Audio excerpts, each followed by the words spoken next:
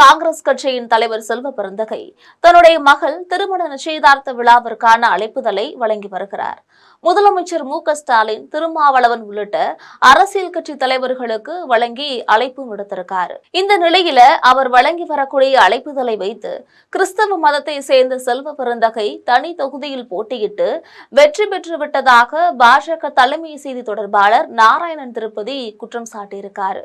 இது குறித்து அவர் தன்னோட எக்ஸ்தல பதிவுல இணைக்கப்பட்டுள்ள திருமண நிச்சயதார்த்த அழைப்புதலானது காங்கிரஸ் கட்சி தலைவரும் ஸ்ரீபெரும்புத்தூர் தொகுதி சட்டமன்ற உறுப்பினருமான செல்வ பெருந்தகை அவர்களின் தனது மகளின் திருமண நிச்சயதார்த்த அழைப்புதல் மனமுடிக்க காத்திருக்கும் மணமக்களுக்கு நம்முடைய வாழ்த்துக்களும் நெஞ்சம் நிறைந்த ஆசைகளும்.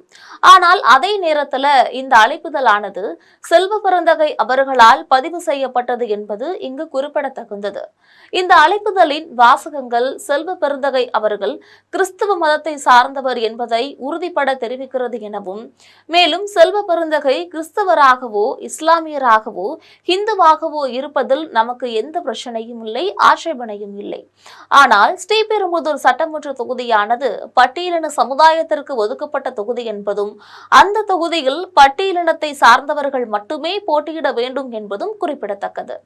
பல்வேறு உயர்நீதிமன்ற, உச்சநீதிமன்ற தீர்ப்புகள் இவரை போல் பட்டியலினம் மற்றும் பழங்குடியினருக்காக ஒதுக்கப்பட்ட தொகுதிகள்ல போட்டியிட்ட வெற்றி பெற்ற, ஆனால் தாங்கள் கிறிஸ்தவ மதத்தை பின்பற்றுகிறவர்கள் என்பதை மறைத்து பட்டியலினத்தை சேர்ந்தவர்கள் என்று ஏமாற்றி மோசடி செய்தவர்களை தகுதி இழக்க செய்துள்ளது என்பதும் இங்கு கவனிக்கத்தக்கது. ஸ்ரீபெரும்புதூர் தொகுதியில் போட்டியிட்டு வெற்றி பெற்றவர் என்பதால் செல்வ பெருந்தகை அவர்கள் தான் சார்ந்த சமுதாயத்தை மறைத்து இந்திய அரசியலமைப்பு சட்டத்தை மீறி உண்மையை மறைத்து மோசடி செய்து தேர்தலில் போட்டியிட்டு இருப்பது தெல்ல தெளிவாகிறது.